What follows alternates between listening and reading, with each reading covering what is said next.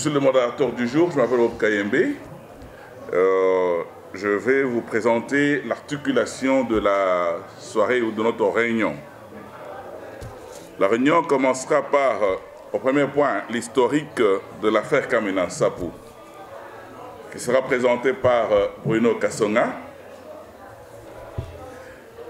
Après, il y aura le deuxième point, c'est la mise en place du SOS Kasaï et présentation de la MDK et ses partenaires.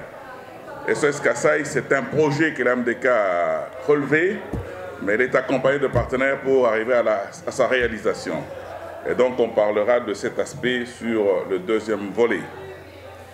Le troisième volet étant le rapport d'activité des commissions. Parce qu'à la première réunion qui a été initiée par la MDK, on avait érigé 3 commissions pour s'occuper et faire le suivi de ce projet. Et ces commissions présenteront, disons, l'évolution, le rapport d'activité depuis le début de l'opération du projet jusqu'à ce jour.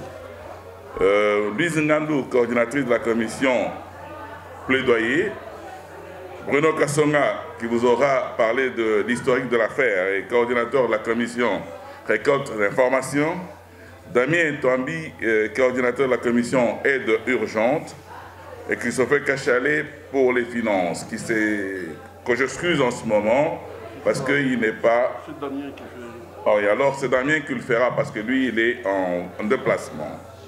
Après interviendront les témoignages présentés par le président de la MDK qui a été lui-même touché de ses propres mains ou palper de ses propres doigts la réalité des Kamina Nsapou et de toutes les exactions qui ont été commises au Kasaï.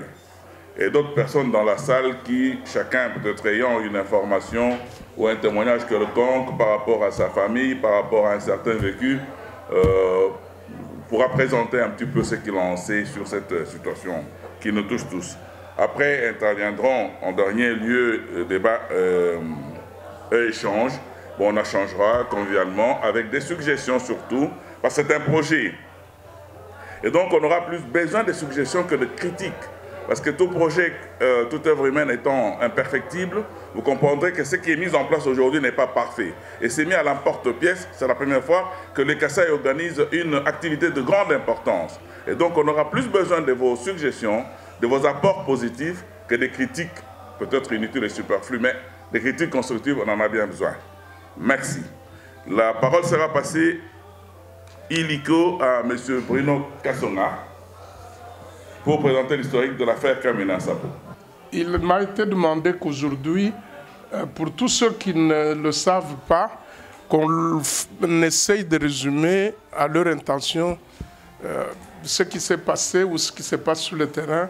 Ça permettra à ceux qui veulent bien s'engager dans l'action humanitaire pour aider nos frères qui sont sur place, de comprendre pourquoi ils le font et ils seront davantage motivés pour aller en parler aussi aux autres. Comme vous pouvez regarder sur la carte, les faits se sont déroulés au Kasaï central comme point de départ des faits. Mais aujourd'hui, il faut reconnaître que ce n'est plus seulement le Kasaï central qui est concerné. Ça s'est étendu sur tout l'ancien Kasaï, donc qui comprend le Kasaï central, la province du Kasaï, la province du Kasaï oriental, la province de l'Omami, la province de Sankourou et même la province du Haut-Lomami. Et qu'est-ce que je dis? De Haut-Lualaba, dans l'ancien Katanga. Donc ça fait déjà 5 provinces, même plus un pays voisin, puisque la situation s'étend aujourd'hui jusqu'en Angola. Les Kamina Nsapou, c'est le nom dynastique ou le nom royal de chef de groupement, le chef de groupement d'un clan de Baluba qu'on appelle les Bajila Kasang. Et ils sont situés dans le territoire de Tchimboulou. Cette histoire, ça ne devait pas nous conduire à la situation que nous connaissons aujourd'hui, puisqu'il s'agit d'un simple problème, si on peut le qualifier ainsi, de succession et des problèmes de succession coutumière. Il y en a plusieurs dans nos contrées et la plupart des cas, ça n'arrive pas à dégénérer de la manière dont ça s'est passé au Kasaï pour le cas de Kamouina Nsapou. Et Kamouina Nsapou, comme on l'a dit, est le nom dynastique. Donc, il y a des individus, tous ceux qui occupent le poste de chef de groupement de Bajila Kassanga prennent le titre de Kamouina Nsapou. Et ils sont dans le territoire de Tchimbulu. Et c'est là-bas que les événements se sont passés. En principe, lorsque le vieux Kamouina Nsapou est décédé, il devait être remplacé par un de ses enfants. Et celui-là est décédé quelque temps après. Et ensuite, on a fait venir son fils qui était en Afrique du Sud, le docteur Pandi, pour qu'il vienne occuper le poste. Et c'est celui-là, le Kamouina Nsapou, qui y est décédé et qui est à la base de tout ce qui se passe en ce moment. Ce monsieur était médecin en Afrique du Sud. Il est venu, il a répondu à l'appel et toutes les cérémonies qui étaient nécessaires pour l'installer coutumièrement ont été organisées. Et il restait qu'il soit officiellement reconnu par l'État. Il semble que c'est la procédure. On doit rédiger, l'administration, le ministère de l'administration du territoire doit rédiger un arrêté. Et cet arrêté devient comme le titre de reconnaissance officielle. Le chef a dit lui-même que j'ai été contacté, j'ai refusé d'adhérer au parti. J'ai dit que je suis un chef coutumier, je ne peux pas m'engager dans un parti politique. Sa réponse a été mal vue par le pouvoir en place. Et on a commencé à le soupçonner de tous les défauts. Nous sommes au mois d'avril. C'est alors que le gouverneur de la place diligentera une mission de perquisition à son domicile, alors que l'intéressé se trouvait en Afrique du Sud. Parce que selon les intervenants qui m'ont précédé, ils ont dit que le chef était, tout en étant chef coutumier, il était aussi médecin traitant en Afrique du Sud. Mais lorsque le gouverneur diligente une mission de perquisition à domicile, il n'était pas au Congo, il était en Afrique du Sud. Et quand ceux qui sont partis, et ça c'est le chef même qui le dit, le chef dit qu'il y a eu des militaires, parmi lesquels quelques Rwandais. C'est dans la communication du chef qui se trouve sur Internet. Et lorsqu'ils sont allés, le chef n'était pas à la maison. Ils ont brutalisé. Vous savez, quand vous envoyez des militaires, il faut n'importe quoi. Ils ont violenté sa femme et ils sont allés jusqu'à toucher et emporter ses attributs de pouvoir. La famille a téléphoné au chef en Afrique du Sud. Il a cessé tout ce qu'il faisait. Il a pris l'avion pour le Congo. Il a atterri à Kinshasa parce qu'il n'y a qu'un avion qui peut atterrir à l'intérieur du territoire national. De Kinshasa, il a pris l'avion pour Kananga. Et de Kananga, il est allé par route jusque dans son village, qui se trouve dans le territoire de Dibaya, dans la ville de Tchimbulu. Et là, les notables, les gens du village, ses conseillers, lui ont relaté ce qui est arrivé. Informé, le chef, après la décision de rentrer juste dans la ville de Kananga, demandait au gouverneur pourquoi, pour quel objectif avait-il diligenté une perquisition chez lui. La première demande d'audience a été rejetée purement simplement. La deuxième, mêmement, le chef, mettez-vous à sa place, il s'est senti frustré. Il a décidé de rentrer au village. Rentré au village, il a demandé aux jeunes de son village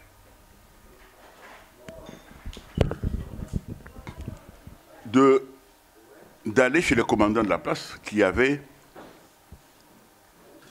retenu ses attributs de pouvoir. Nous sommes le dimanche, la nuit du dimanche 8 août. Il y a eu échange, il y a eu 8 morts, 4 du côté des civils, quatre côtés des policiers ou militaires. Voilà comment le gouvernement central, le ministre de l'Intérieur, est informé. Il décida de se rendre à Kananga. Évidemment, arrivé à Kananga, il était accompagné des députés nationaux de la province.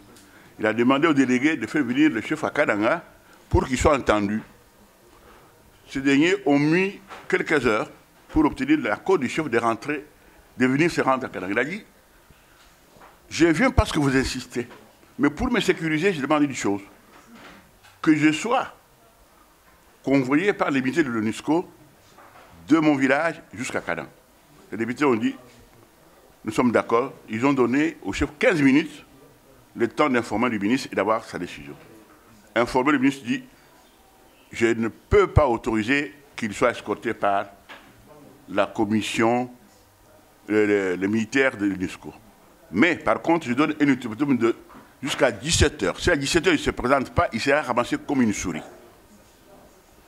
Bien entendu, un des députés de la place a dit, monsieur le ministre, vous oubliez que nous avons connu un cas semblable au nord de Katanga avec Gédéon Kyungu, pour qui nous avons mis plusieurs mois. Mais aujourd'hui, moins de quelques heures, nous avons trouvé la solution. Pourquoi vous tenez à donner l'ultimatum au lieu de le faire venir, s'il y a lieu de l'arrêter ou l'arrêter, de faire devant la justice? Il a dit, il répondra, je ne peux pas, je dis des mots, trahir la volonté de ma hiérarchie.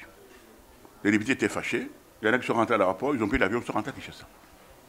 Voilà. Alors, qu'est-ce que nous vivons maintenant? Il s'est, depuis la mort du chef le 13 août à 17h, dans son village, au mois de décembre, le Conseil supérieur de la défense s'est réuni sous la présidence du président de la République. En janvier, le Conseil supérieur s'est réuni également. Dans ces deux réunions, une décision a été prise de châtier sans état d'âme la population du Kasaï en général.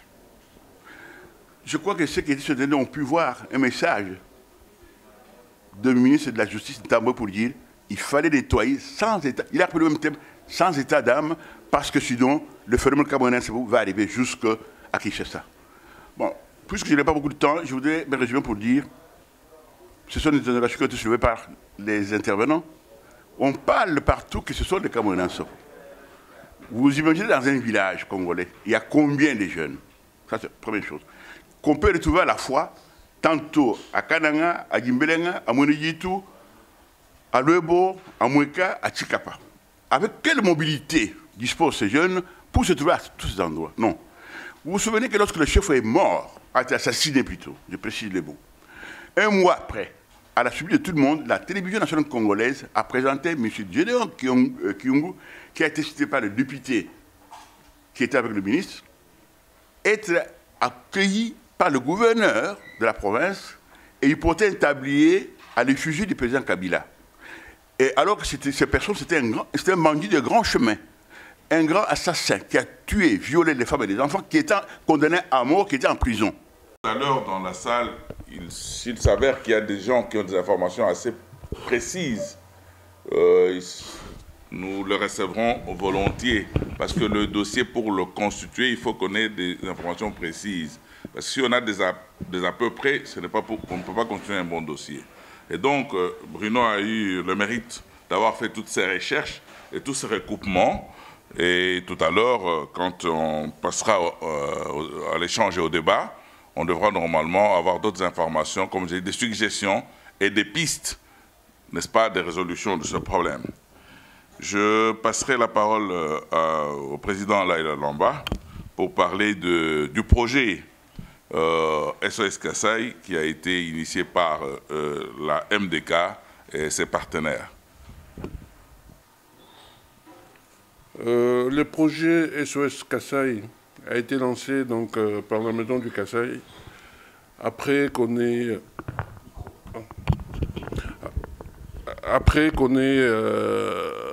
entendu deux messages qui se sont passés au mois de mars. C'est quelqu'un qui était dans la cité de Nganza, qui s'adressait au départ aux Kassaïens, où qu'ils soient, au Congo ou à l'étranger. Il disait qu'on est en train de nous tuer, de nous nous massacrer. Et à la fin de son message, il s'est adressé à tous les Congolais en disant « Tout Congolais de bonne conscience, tout Congolais qui croit encore en ce pays, venez nous en aide avant qu'on soit exterminés. » Donc quand on a écouté ce message sur les réseaux sociaux, le comité de gestion de la MDK que je préside avait décidé de lancer une action. On a lancé une invitation pour une réunion, la réunion du 1er avril. On s'est retrouvé à une trentaine de personnes. Et de ce travail-là, en est sorti 3 commissions que je vous expliquerai plus en détail tout à l'heure. Ces commissions, je commencerai déjà à dire merci à la première commission qui est SOS Kasaï, parce que, comme je le dirai à la fin dans mon témoignage, j'ai été à Kananga, j'étais à Nganza. La seule aide qui arrive sur place, c'est l'aide que cette commission dirigée par Damien envoie régulièrement chaque semaine.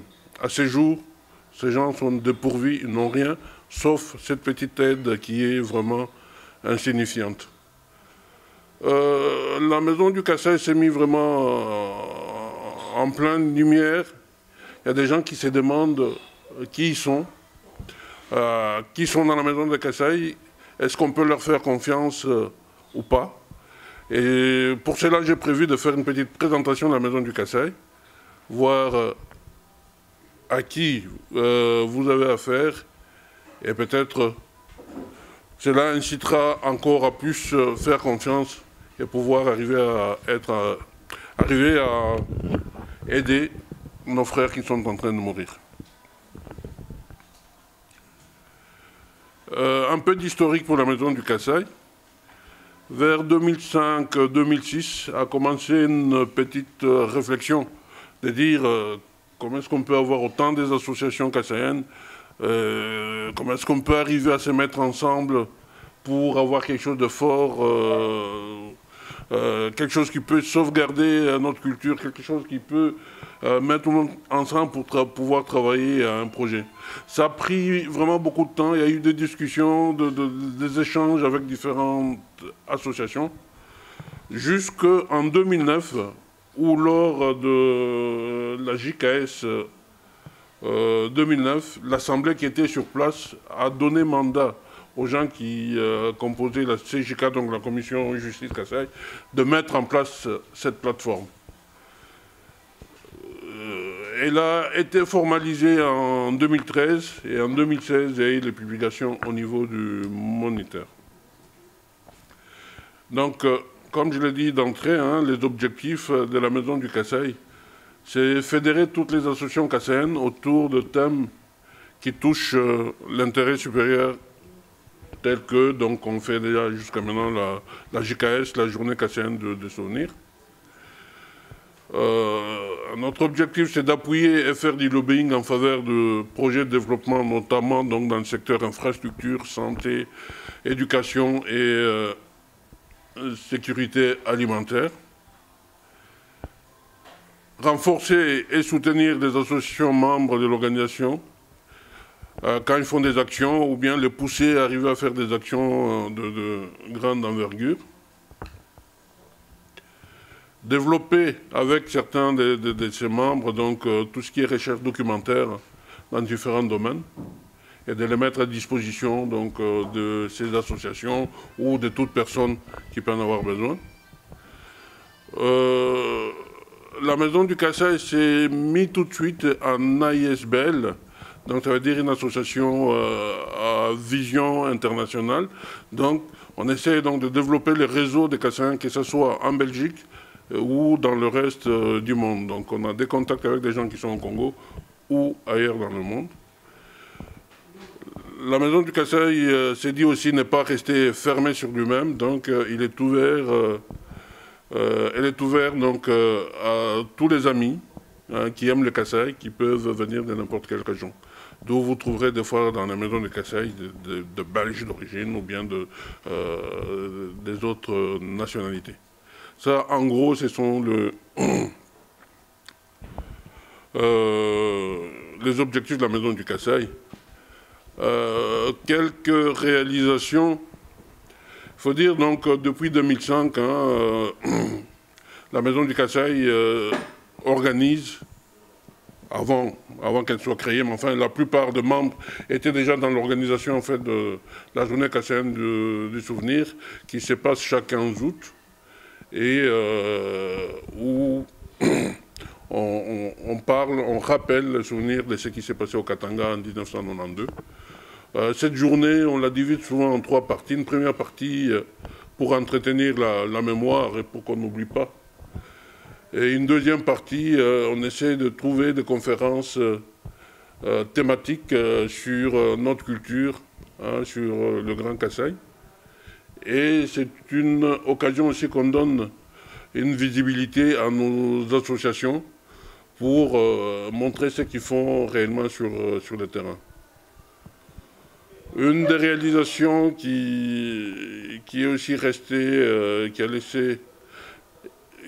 qu'on continue de parler dans la maison de Kasaï, c'est les nocturnes kassaïennes. Voilà, donc ça c'est ce qui concernait donc, la maison du Kasaï. Mais on a des partenaires qui sont, pour commencer, l'UKE. Je n'ai pas de slides, mais Bob, qui a les 2 casquettes administrateur Maison du Kasaï et en même temps IKE, peut peut-être brosser quelques mots sur l'UKE. Ok, merci.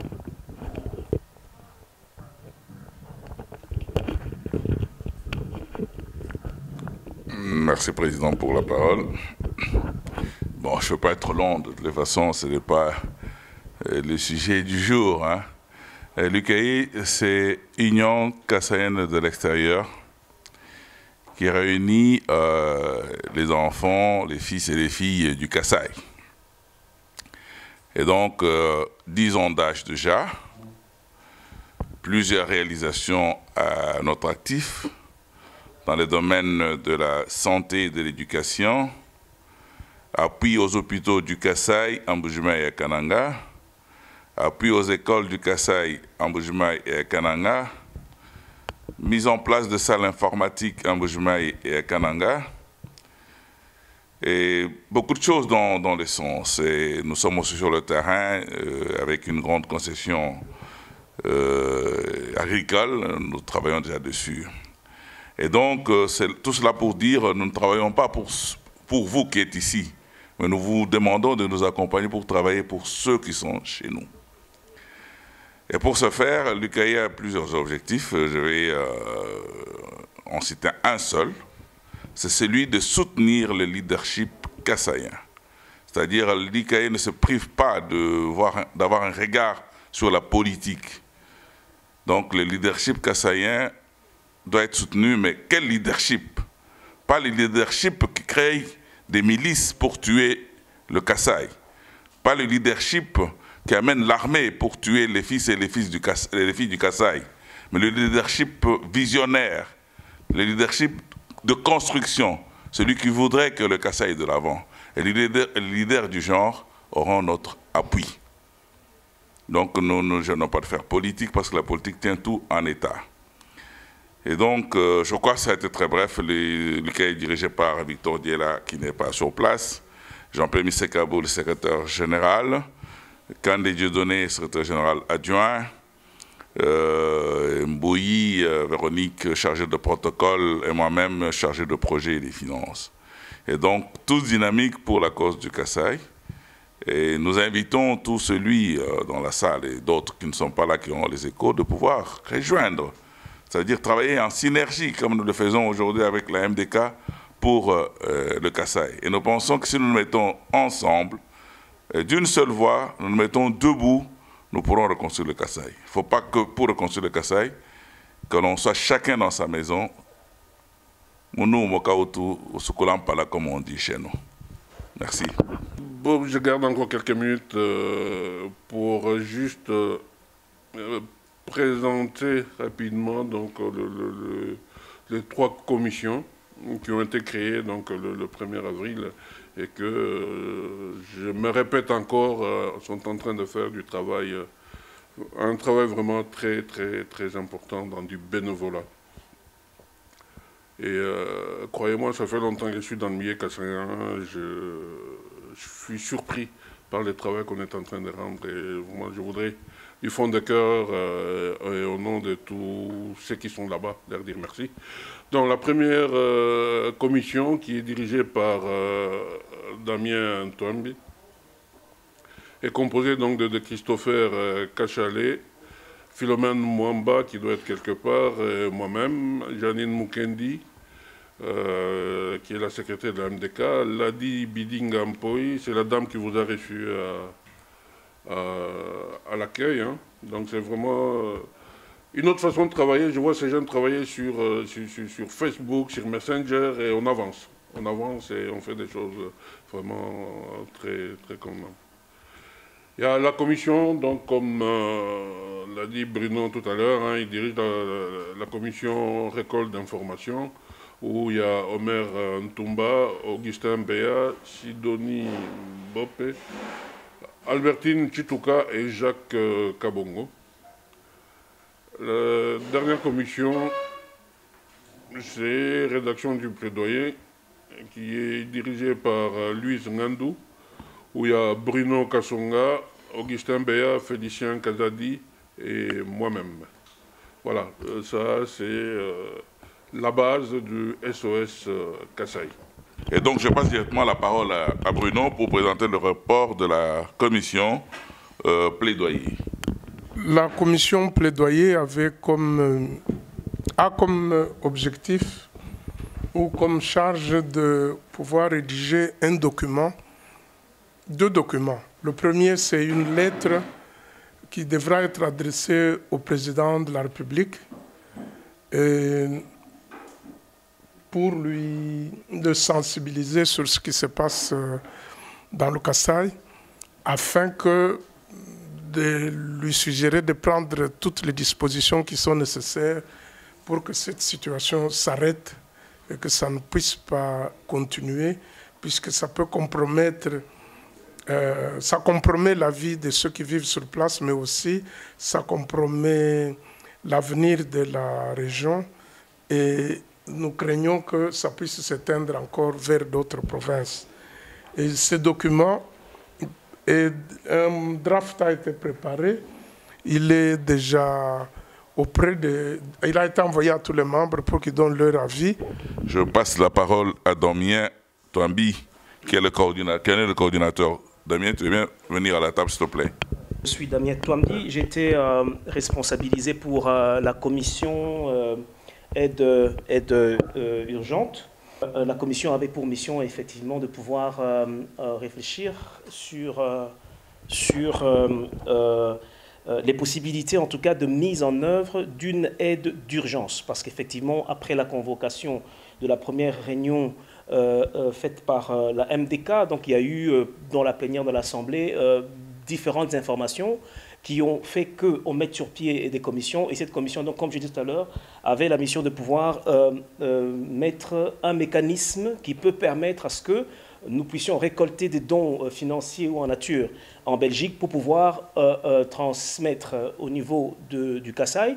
Et puis, il fallait aussi trouver sur place un dispositif qui peut permettre d'avoir en tout cas des structures crédibles qui peuvent faciliter la distribution des vivres et qui peuvent être en tout cas pour nous un relais local crédible. Donc ici on avait commencé par la première chose, c'est que nous nous sommes dit nous devons arriver à travers notre comité local de pouvoir identifier les familles qui sont concernées par ces déplacements massifs. Ces familles, effectivement, qui ont ces problèmes. Tout à l'heure, Papa Bruno a fait un bilan, il a dressé plus ou moins le tableau des réalités qui sont là. Alors, il fallait identifier les familles qui souffrent de ces choses-là. C'est-à-dire, il y a la question de l'alimentation, il y a la question de santé, il y a la question de déscolarisation des enfants, il y a tout ce que Papa Bruno a dû citer. Donc, il était question de pouvoir identifier de manière claire et précise des familles et les enfants, les femmes, les hommes, ainsi de suite, de manière à ce que l'aide puisse être convenablement calibré. Alors, le comité local a fait ce travail-là. Vous savez, il y a des déplacés qui viennent de la commune d'Nganza et qui se sont la plupart concentrés à Kananga, évidemment. Eux, ils ont eu à travailler essentiellement sur deux quartiers. Vous savez, Kananga a 5 quartiers, donc eux, ils ont travaillé sur 2 quartiers. Évidemment, c'était en fonction des moyens aussi qu'on mettait à leur disposition. Ils ont dû travailler dans les 2 quartiers, ils ont dû identifier à peu près 800 ménages. Donc les chiffres qui nous sont communiqués, en fait, là, nous avons dans le quartier, par exemple, de Chinsambi, où ils ont dû identifier à peu près 4920 personnes. Et puis, dans Kamaï, 3958. Ça fait plus ou moins 800 ménages qu'eux-mêmes sont arrivés à identifier. Mais ils sont identifiés avec des jetons. Tout à l'heure, je vais projeter quelques photos qui vont permettre de pouvoir voir comment est-ce que les choses se déroulent là-bas. Donc ici, dans les chiffres qui sont cités dans les médias, on nous parle de 6000 ménages qui sont déplacés, qui sont venus là. Alors eux, ils nous donnent même un chiffre plus exact par rapport à leurs propres investigations. Ils parlent de 5125 ménages. Alors nous, à ce stade, nous sommes en train de travailler sur les 800 ménages qu'eux, ils ont eu à identifier, ce qui fait qu'à ce jour, il n'y a même pas la moitié qui a bénéficié de l'aide, hein, parce que vous savez, on a fait le premier envoi, comme vous le voyez, de $300. Là, c'était effectivement pour faire cette démarche d'identification. Et la suite, on a dû faire un deuxième envoi de $550. Donc, on fait comme ça chaque semaine d'envoi financier. C'est pour qu'ils puissent effectivement acheter les vivres et distribuer. Et nous fonctionnons sur base de ce qu'eux nous disent. Ils nous ont montré clairement quelles sont les denrées prioritaires, et c'est sur base de ça. Parfois, nous, on se dit, tiens, mais maintenant, il faut quand même distribuer, donner du poisson, des choses comme ça. Mais eux, ils nous disent quand même par rapport aux réalités de terrain, ils nous disent ce que nous devons faire concrètement pour plus d'efficacité. Donc, la première aide était de $550, donc ils ont dû distribuer le maïs. Et la première fois, ils distribuaient le maïs non moulu, en fait. Alors, la deuxième fois, nous, on s'est dit, tiens, mais il faut quand même moudre, parce que vous donnez du maïs aux familles non moulues, ils ont encore cette charge d'aller chercher à moudre, et c'est encore des frais financiers. Donc, et là, la deuxième fois, ils ont dû distribuer et du maïs et du soja pour des enfants, évidemment, qui présentaient des signes de sous-alimentation sévère. Donc, le maïs, cette fois-là, ils ont moulu, et ça donnait encore une quantité beaucoup plus importante. Et c'était beaucoup plus pratique encore par rapport à ça. Et il y a eu une troisième aide, évidemment, encore des $500, qui, c'était la même chose. Hein. On a distribué effectivement encore le maïs et des soja pour des enfants et tout ça. Alors, au-delà de ça, nous avons eu à collecter des dons en nature. C'est-à-dire, vous allez vous souvenir que, grâce évidemment à notre frère Laurent Moutambaye, qui est conseiller du secrétaire d'État non, c'est pas Bart, hein, c'est Théo Franken. On a pu avoir accès à un espace dans un avion militaire. C'était pour plus ou moins 1000 kilos de denrées. Donc nous, on a dû récolter pour 700 kilos.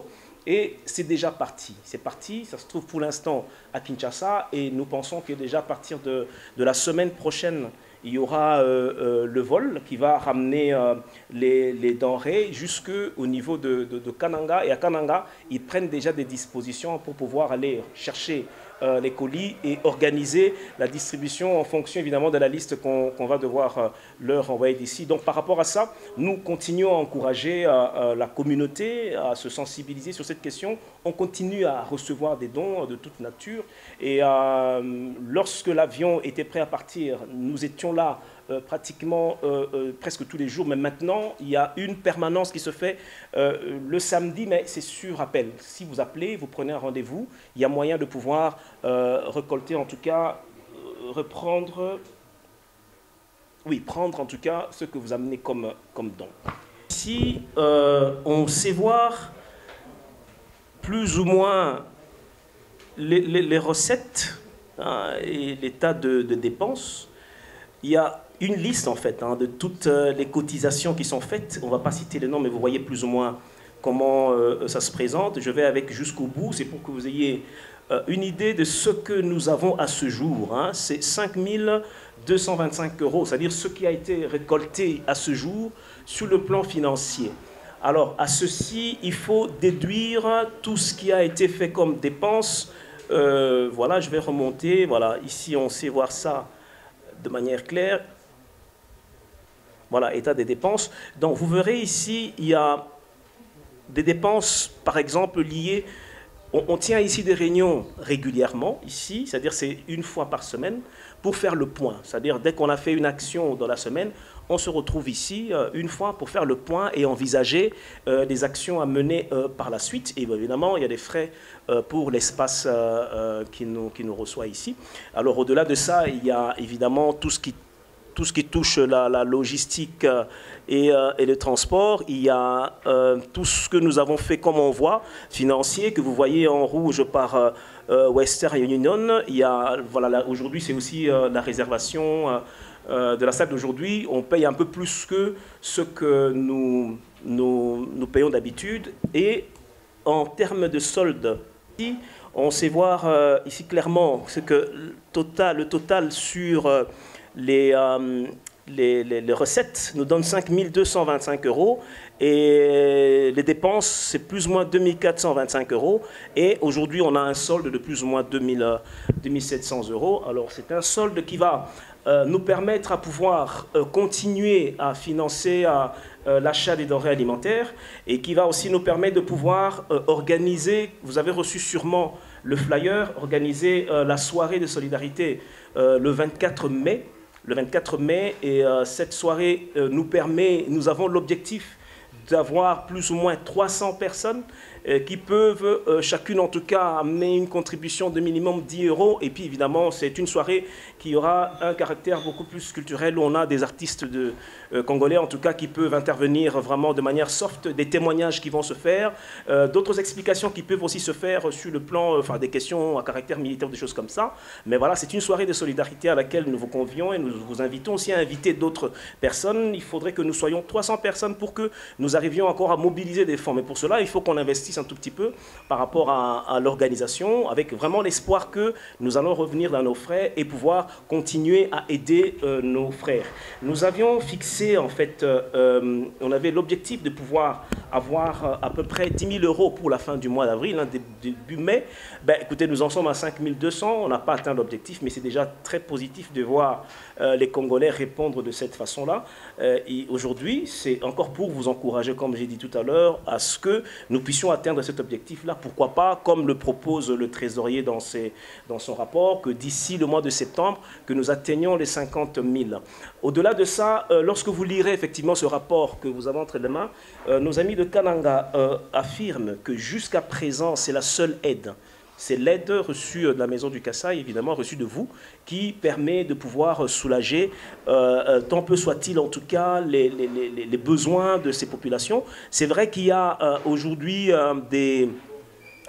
il y a des structures internationales, l'OCHA particulièrement, qui sont déjà à Kananga. Ils ont commencé des réunions avec les gens qui sont là-bas et ils ont commencé à lancer d'appels de fonds. Et moi, dans le tout dernier rapport que je lisais, je voyais qu'ils disent effectivement que voilà, ils ont déjà pris en charge autant des milliers de personnes, mais on ne le voit pas. Bon, peut-être c'est dans d'autres coins, mais en tout cas, nos amis qui sont sur place, ils ne les voient pas. Il était prévu, si quelqu'un dans la salle a un témoignage, un message qu'il a reçu des sinistrés du Kananga, de pouvoir, on peut lui donner la parole. Mais au cas où il n'y a pas de témoignage, nous allons passer illico au débat échange sur ce qui a été, je veux dire, présenté ce soir. Si dans la salle il y a quelqu'un qui a un témoignage, il peut se déclarer. D'abord, comment l'aide est-elle gérée sur place, Damien? Oui, je travaille dans l'humanité, dans l'humanitaire. J'ai été à Melsboukou plusieurs fois et j'ai vu les avions décoller, arriver en Afrique. Et la question importante est de savoir comment cette aide est-elle distribuée aux gens qui se trouvent dans le besoin. Je m'appelle Chinyama Kanyana Dona. Je suis un ancien catcheur de Kananga, ému comme tout le monde. Monsieur le Président, j'ai deux questions. La première est la suivante. Nous parlons bien évidemment du développement du Kasaï.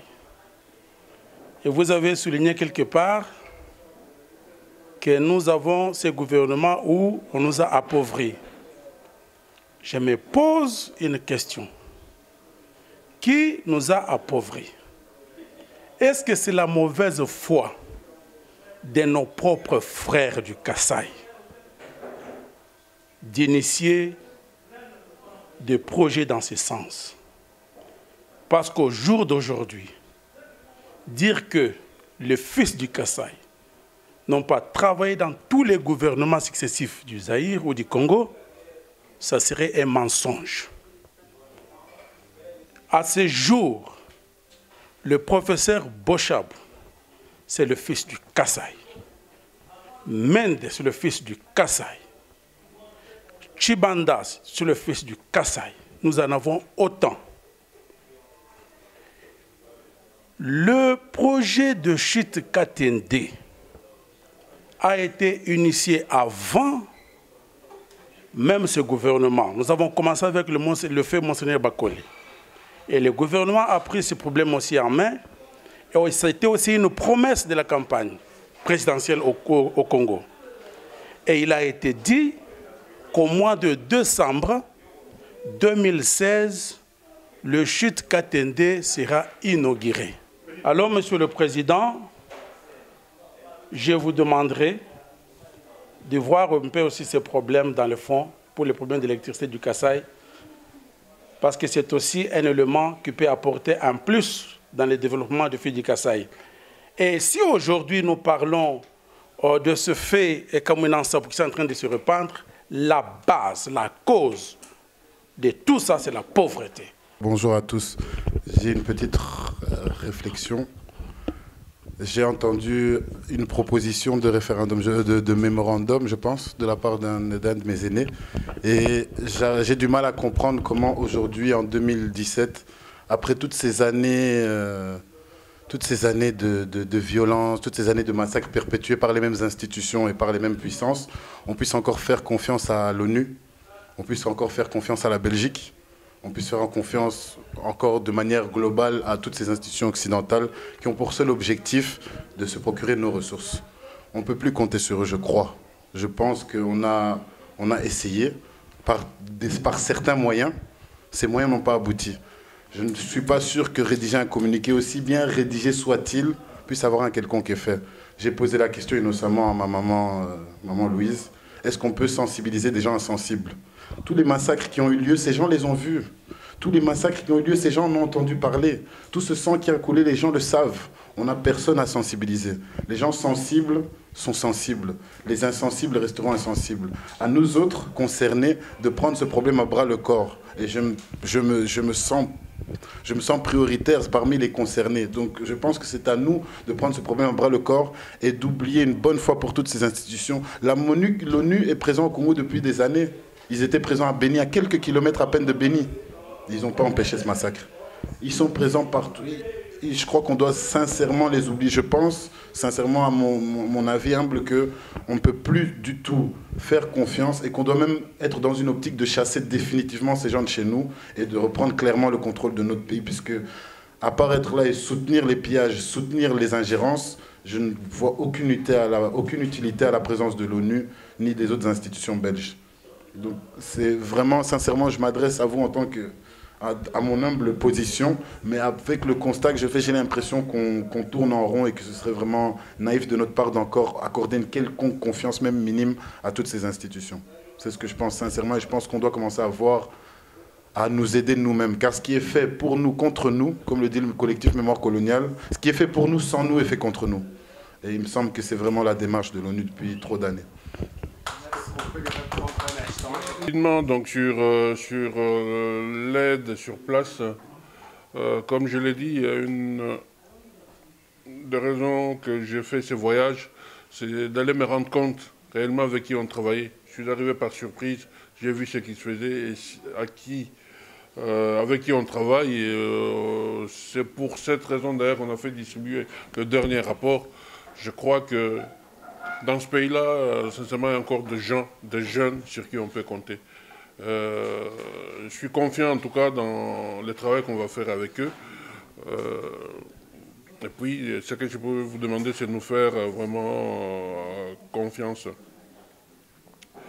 En ce qui concerne rapidement sur la sensibilisation, bon, il est évident que Bruno l'a dit tout au début, il y a un travail qui se fait, il y a un texte qui est à casser, qui existe.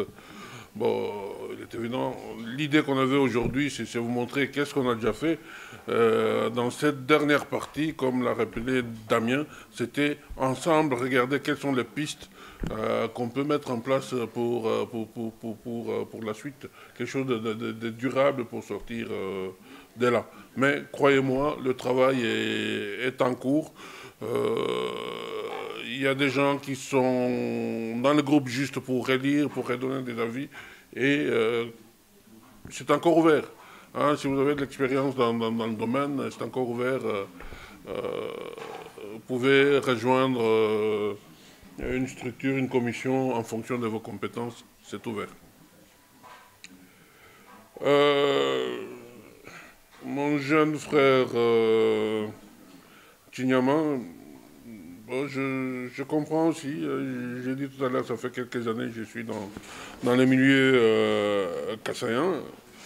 Si je peux résumer une réponse, c'est ce que Damien nous a demandé tout à l'heure en disant, nous on espérait à la fin, c'est commencer à voir qu'est-ce qu'on peut faire, ou le message qu'on a eu des Kananga, c'est le message qui nous demande de voir quelque chose de durable. C'est vrai, on va continuer à demander SOS et renvoyer chaque semaine, mais c'est pas ça. Il faut qu'on fasse ces pas pour dire que qu'est-ce qu'on peut faire pour que ça soit durable.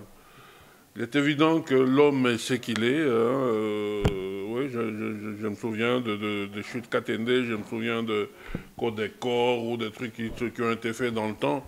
Bon. Il y a le mal qui a été fait. Bon, je vous dis, moi, c'est la première fois que j'ai vu un tel élan. Je crois qu'on est entouré de bonnes personnes pour essayer de faire des choses, pour avancer. Il y a eu du mal qui a été fait avant. Bon, on ne peut pas tout arrêter parce que ceux qui ont commencé ont échoué quelque part. La pauvreté, donc il faut maintenant mettre les mécanismes en place pour la combattre durablement. Et la plus importante, c'est que le travail que nous faisons, pour qu'il puisse aboutir à quelque chose, il faut essayer de ne pas le politiser. C'est dans notre intérêt à tous. Nous tous dans la salle, on n'a pas les mêmes opinions. Nous tous dans la salle ou dans notre milieu de Kasaï ou ceux qui supportent le Kasaï, nous tous, on n'a pas les mêmes convictions politiques. Mais l'objectif ici, il est d'ordre humanitaire. Il y a des problèmes de développement ou d'humanitaire qui se posent, il faut les résoudre. Nous prenons nos casquettes politiques, on les laisse dehors, on entre ici, on parle de développement, on parle aide humanitaire. C'est ça que nous attendons de vous. Et c'est ça que nous voudrions que vous reteniez en sortant de ce lieu. Vous voulez contribuer, vous êtes les bienvenus. Toutes nos casquettes politiques restent dehors et nos convictions. Dans le même ordre d'idées, le mémorandum, pour mieux l'écrire, toutes les personnes qui ont de très bonnes idées, qui estiment qu'ils sont assez doués pour faire quelque chose, peuvent se joindre à la commission. Nous ne pouvons pas rédiger le mémorandum avec le concours de tous ceux qui sont dans la salle. Ce n'est pas possible, sinon nous allons nous disputer encore. Tous ceux qui sont prêts, ils sont les bienvenus. Nous allons travailler ensemble. On a distribué déjà le premier draft. On peut encore le transmettre à tous ceux qui vont se joindre à nous. Ils compléteront leurs idées, corrigeront, justifieront ce qu'ils veulent justifier et nous pouvons avancer. Les jeunes qui sont révoltés, lorsque vous écoutez le langage que nos jeunes frères tiennent, ils sont révoltés par la situation qui se passe. La révolte doit nous conduire à nous motiver davantage pour rechercher de bonnes solutions. Et ces solutions, nous les rechercherons avec les structures qui existent. Vous pouvez refuser que la Belgique fasse quelque chose, mais au Conseil de sécurité, moi et vous, Nous ne pouvons pas y aller toquer à la porte du Conseil de sécurité, apporter une solution ou poser un problème. Il faut qu'un pays comme la Belgique, il faut un pays comme la France, un pays comme les États-Unis aille au Conseil de sécurité poser le problème. Pour poursuivre les gens qui ont commis ce massacre, par exemple, vous ne pouvez pas, vous, individus, ni notre groupe comme nous sommes ici, écrire une note, aller déposer à la CPI. Ça n'a pas de valeur. À la CPI, par exemple, c'est un État ou une structure comme l'Union européenne, comme le Conseil de sécurité, comme l'Union africaine qui peut traduire quelqu'un en justice là-bas. Je voudrais peut-être donner une réponse de manière concrète à notre papa. Vous appelez comment? Vous n'avez pas dit votre nom en fait. Robert Kaboué. Ok, Robert Kaboué. Voilà, papa Robert Kaboué, parce qu'il a posé 2 questions claires et précises. Cette aide arrive-t-elle à destination et comment est-elle gérée? Alors moi, je désire donner des réponses assez claires. Voilà. Est-ce que l'aide arrive à destination? Oui, parce que les aides que nous essayons d'envoyer, d'une part, c'est des dons financiers, et de l'autre côté, c'est tout ce qu'on récolte. Dons financiers, c'est simple, on le voit par Western Union, comme on l'a présenté. Donc on prend, on va à Western Union, on envoie de l'argent, ils réceptionnent, ils accusent réception, et ils vont faire des achats localement. Parce que c'est eux qui nous disent, tiens, mais maintenant, il faut le maïs, ils vont acheter, ils achètent localement, ils nous renvoient des preuves, et c'est eux qui organisent la distribution sur les terrains. Donc tout à l'heure, je vous ai dit qu'il y avait d'abord le souci d'entreposage à un moment donné, parce qu'il faut acheter les sacs de maïs entreposés quelque part, mais ils ont trouvé une solution. C'est qu'après la mouture, ils reviennent, c'est-à-dire qu'au même lieu où ils achètent, c'est là qu'ils font la distribution, ça leur évite des frais d'entreposage. Et pour ce qui concerne les dons en nature, tout ce qu'on a collecté, mais c'est parti, ça c'est la première fois, c'est parti avec un avion militaire, il y a de cela déjà une dizaine de jours. Donc, on nous a dit qu'à Kananga, ça devrait arriver normalement dans une semaine. Aujourd'hui, cet avion se trouve à Kinshasa et c'est eux-mêmes, en fait, ça c'est exceptionnel, ils ont le vol jusqu'à Kananga, c'est eux-mêmes qui organisent ça. C'est le ministère belge qui va organiser jusqu'à Kananga. Donc, nous espérons que début de la semaine prochaine, on aura des nouvelles sur ça, que ça va arriver. On a déjà une liste qu'on communique à nos amis qui sont là-bas pour qu'ils sachent qu'est-ce qui est envoyé et comment organiser la distribution. Donc, à ces questions-là, et les gens qui gèrent, c'est surtout la crédibilité des personnes qui gèrent, c'est des gens crédibles. La preuve en est que, voilà, c'est ce qu'a témoigné le président. Il a fait 24 heures à Kananga, juste pour se rassurer de la crédibilité des gens qui sont là. Nous avons 2 abbés qui sont là. Il y avait un que vous avez dans l'image, et puis nous avons un coordinateur dans les secteurs de développement durable qui est très professionnel. Il n'est pas seul, c'est avec une équipe très professionnelle. À l'intervention de notre frère Chinyama, je crois que, bon, il n'était pas à côté de la plaque dans la mesure où nous avons tout à l'heure passé le message des gens de Kananga. Vous l'avez entendu, il dit, écoutez, on a besoin d'aide, on a besoin des projets de développement. Et tout à l'heure, je vous ai aussi dit dans quel esprit nous sommes en train d'avancer. Ceux qui ont travaillé dans l'aide humanitaire, ils ont ce qu'ils appellent l'œuf d'intervention. C'est en 3 étapes. Donc vous avez d'abord l'urgence, c'est l'urgence et des actions urgentes pour régler directement les problèmes posés, visibles. Par exemple, il y a un problème de faim, il faut donner à manger. Alors en deuxième étape, il y a ce qu'ils appellent le relèvement, c'est-à-dire c'est les racines. Vous savez, quand on a la fièvre, on peut la traiter, vous avez Dafalgan, c'est bon, mais peut-être que c'est la malaria, donc le Dafalgan ne traite pas la malaria. Donc on va un tout petit peu aux racines. Et en troisième étape, c'est le développement. Il faut que les gens qui sont là, qu'ils ne puissent plus souffrir, qu'ils ne puissent pas plus nécessairement compter sur nous en leur donnant un peu de maïs. Il faut qu'à un moment donné, que des structures soient mises sur pied pour que ces gens-là soient autonomes et que ce soit vraiment dans un contexte de développement durable. Voilà. Et pour répondre, par rapport à notre enfant, notre jeune frère Mwamba, hein? Voilà. Donc ici, moi je crois que c'est un message qui nous passe. Déjà, nos papas ils ont expliqué plus ou moins, ils ont justifié pourquoi il faut des mémos et tout ça.